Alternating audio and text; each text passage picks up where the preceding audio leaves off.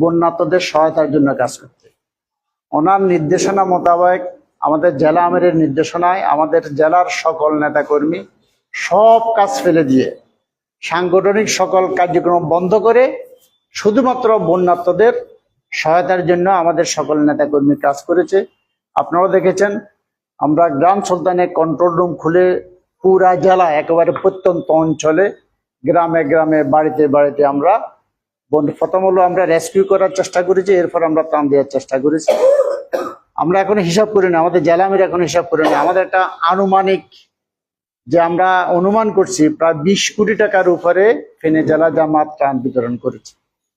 ইতিমধ্যে আমরা এখনো প্রায় যারা ক্ষতিগ্রস্ত হয়েছে তাদেরকে পুনর্বাসনের ক্ষেত্রেও এখন আমাদের কার্যক্রম অব্যাহত আছে।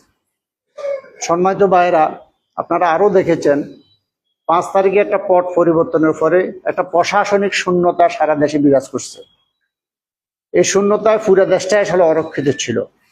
আমাদের জেলা আমিরের সার্বিক নির্দেশনায় আমাদের নেতা কর্মীরা ব্যবসা প্রতিষ্ঠান, আপনাদের হিন্দুদের মন্দির, বাসাবাড়ি, আমরা প্রায় 24 ঘন্টায় আমরা টানা প্রায় 15 দিন ফহরা দিয়েছি। আপনারা দেখেছেন না?